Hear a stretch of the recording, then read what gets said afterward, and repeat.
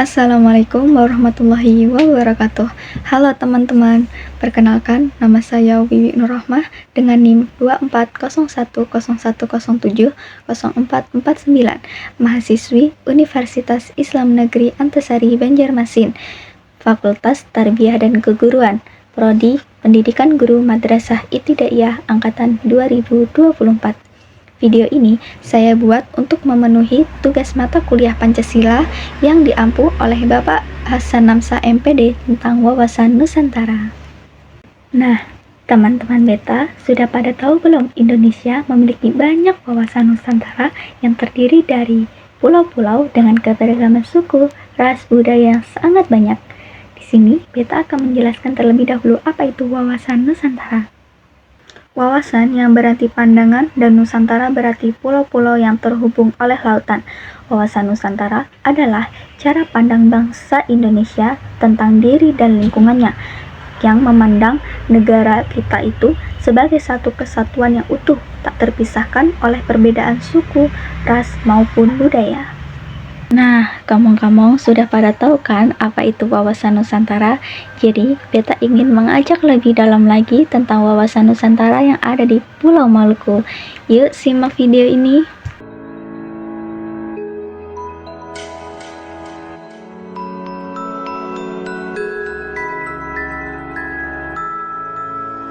Pulau kecil di timur Nusantara, tempatku melukis cerita. Pesonamu, damaimu ku rasakan, tak akan pernah ku lupakan. Oh, oh. Angin pantai dan daun yang menari, pasir putih tempatku berlari. Tak lupa di benakku indah senyumanmu, oleh sio sayangi. My paradise, tetaplah melangkah, kobarkan semangatmu. My paradise, tetaplah bersinar, pancarkan cahayamu. Ayo ke Maluku.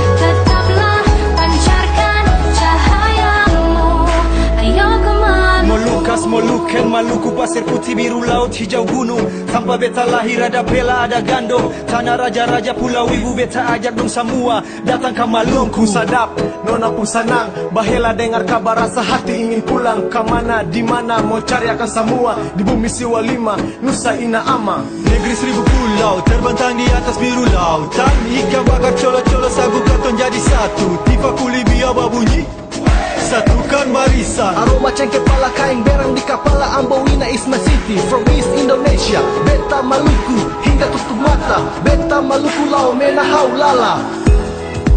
Angin pantai dan daun yang menari, pasir putih tempatku berlari.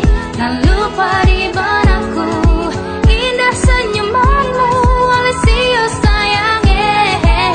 My paradise, tetaplah melangkah, kobarkan semangatmu.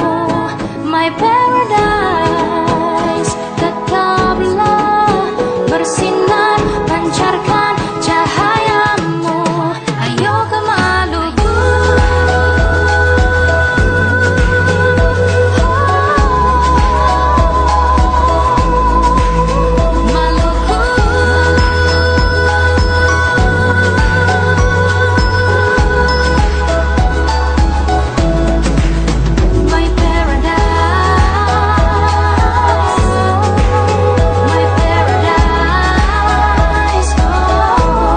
Provinsi Maluku terletak di Indonesia bagian timur di antara Laut Seram bagian utara, Samudra Hindia dan Laut Arafura di bagian selatan, dan berbatasan dengan Papua Barat di bagian timur.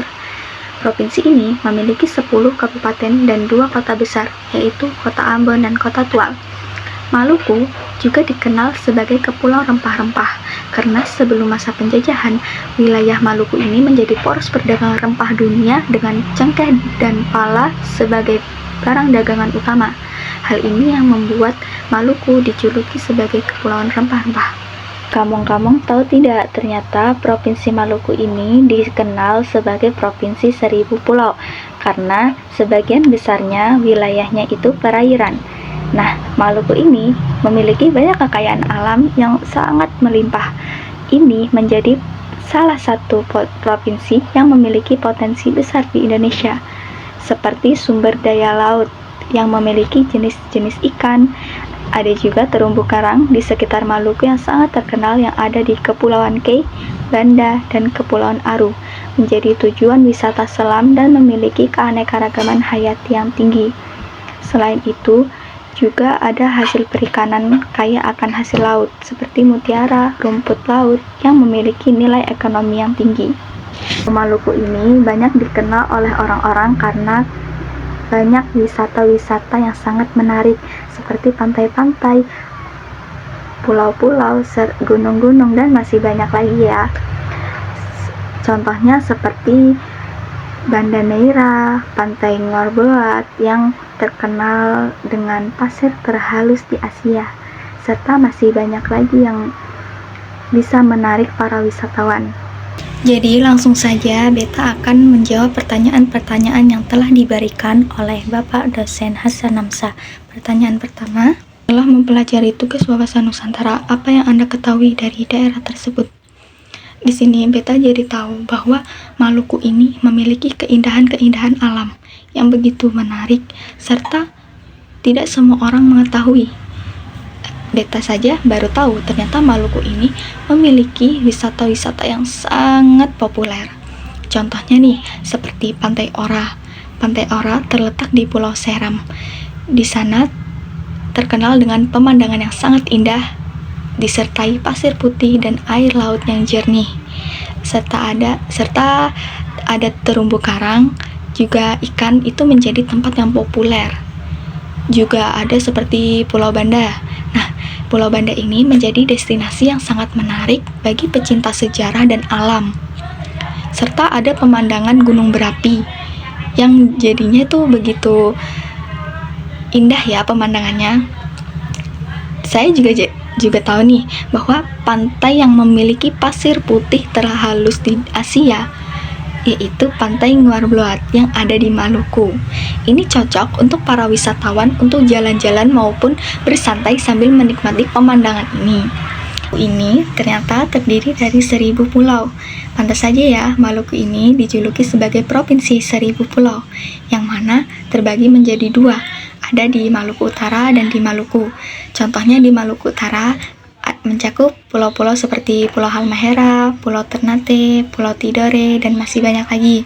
Sedangkan yang di Maluku ada Pulau Ambon, Pulau Seram, Pulau Buru, Pulau Kei, Pulau Banda, dan tentunya masih banyak lagi ya. Maluku ini juga memiliki berbagai jenis flora dan fauna yang sangat unik. Contohnya, yang di flora ini, Maluku menghasilkan pala. Ini menjadi salah satu komoditas utama.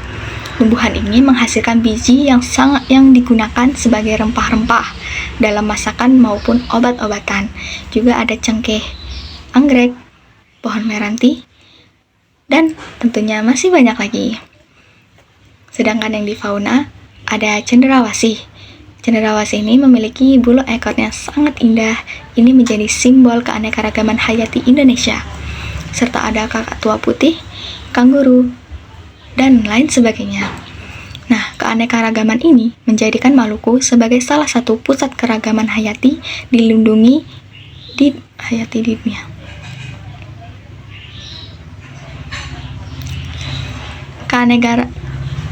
Keanekaragaman ini menjadikan Maluku sebagai salah satu pusat keragaman hayati di dunia yang kita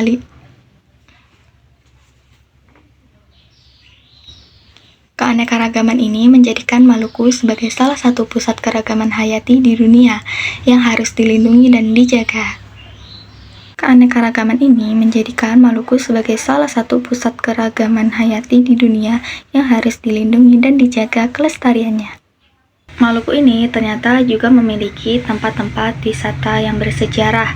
Yang pertama seperti Benteng Doostedt yang ada di Banda Neira. Benteng ini dibangun oleh Belanda pada abad ke-17 dan menjadi simbol kekuasaan Belanda di wilayah rempah. Sebelumnya, Banda ini merupakan pusat perdagangan rempah-rempah yang sangat penting di dunia. Yang kedua, ada Benteng Victoria, terletak di Ambon, dibangun oleh Portugis pada abad ke-16. Kemudian dikuasai oleh Belanda. Benteng ini memiliki banyak nilai sejarah tinggi terkait dengan penjajahan dan perjuangan melawan kolonialisme. Yang ketiga, ada Masjid Al-Fatah yang terletak di Ambon. Masjid ini merupakan masjid tertua di Ambon.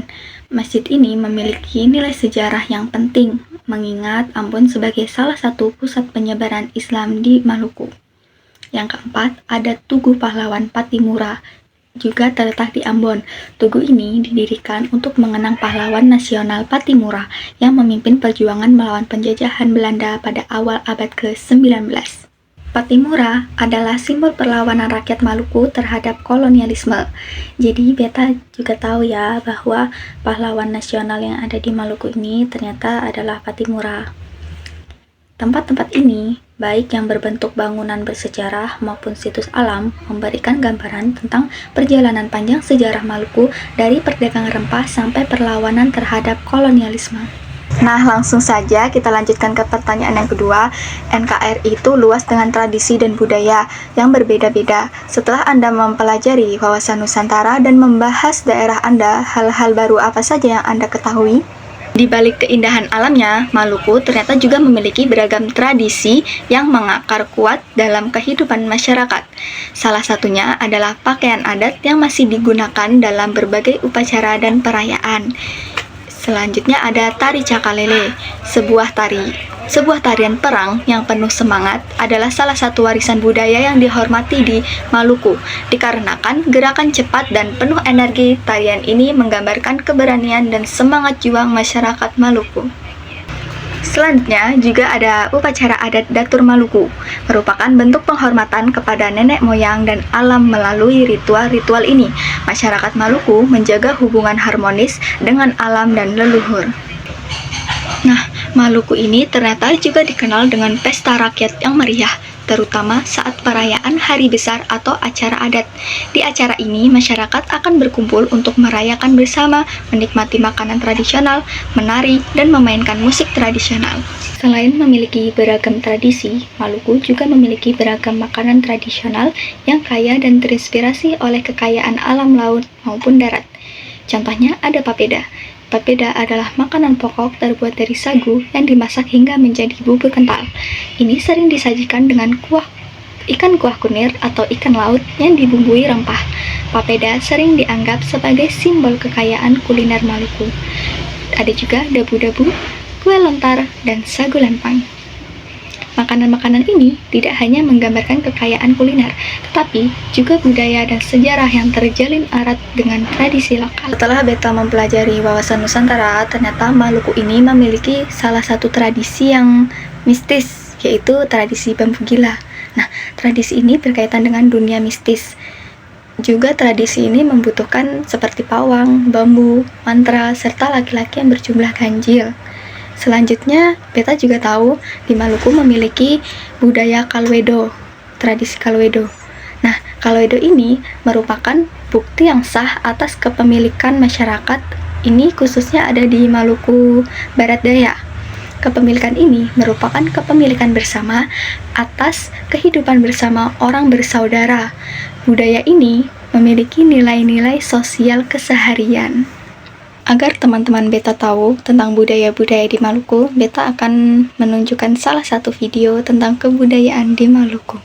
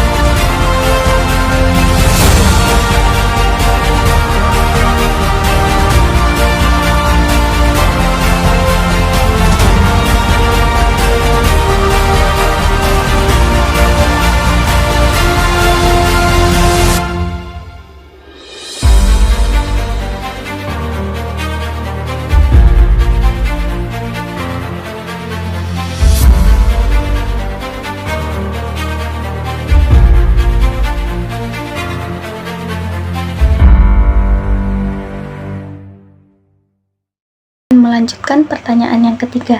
Berikan pandangan Anda terkait keistimewaan daerah yang Anda pelajari dibanding dengan daerah yang lain.